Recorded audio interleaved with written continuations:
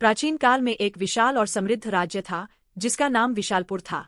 वहाँ का राजा जीमूतवाहन अत्यंत दयालु, धर्मपरायण और न्यायप्रिय था। वह हमेशा प्रजा की भलाई के लिए चिंतित रहता था। उसके पिता की मृत्यु के बाद वह सिंहासन पर विराजमान हुआ था। राजा जीमूतवाहन का हृदय इतना कोमल था कि वह किसी भी प्राणी को कष्ट होते देख सहन न कर पाता। वह प्रतिदिन जंगल में भ्रमण करता और निर्धन जनों की सहायता करता। लेकिन राज्य में एक समस्या थी, नागवंश के लोगों का भय।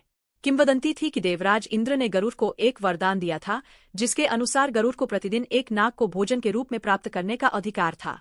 इस कारण नागलोक के युवा नागों को प्रतिदिन गरुड़ को सौंपा जाता था। नागराज ने अपनी प्रजा की रक्षा के लिए यह क्रूर व्यवस्था स्वीकार कर ली थी। एक दिन राजा जीमूतवाहन जंगल में विचरण कर रहा था। अचानक उसके नेत्रों के समक्ष एक दुखी दृश्य उपस्थित हुआ। एक वृद्धा नागिन रो रोकर अपनी अंतिम सांसें ले रही थी। उसके समीप एक युवा नाग, जो उसका इकलौता पुत्र शंखचूड़ था, गरुड़ के भोजन के लिए बंधा हुआ था। नागिन की आंखों से आंसू बह रहे थे और वह पुत्र को गले लगाकर कराए रही थी। राजा जीमूतवाहन का हृदय विदीर्ण हो गया। वह तुरंत दौड़कर नागिन के पास पहुंचा और पूछा, माता, आप इतना दुखी क्यों हैं? बताइए, मैं आपकी सहायता करूंगा।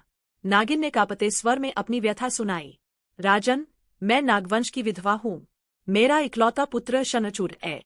गरुड़ के क्रोध से बचने के लिए नागराज ने यह नियम बनाया है कि प्रतिदिन एक युवा नाग को गरुड़ को भेंट करना पड़े।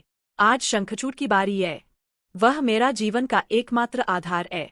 यदि वह चला गया तो मेरा जीवन व्यर्थ हो जाएगा। नागिन की पुकार सुनकर राजा जीमूतवाहन का मन पसीज गया। वह सोचने लगा कि कैसे इस निर्दयी प्रथा को रोका जाए।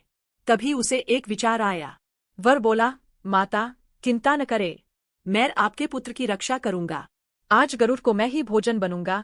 नागिन ने आश्चर्य से कहा, राजन, यह कैसे संभव है? आप तो मनुष्य हैं। गरुड़ आपको ग्रहण कर लेगा। राजा ने दृढ़ता से कहा, मेरे लिए प्रजा का कल्याण सर्वोपरि है।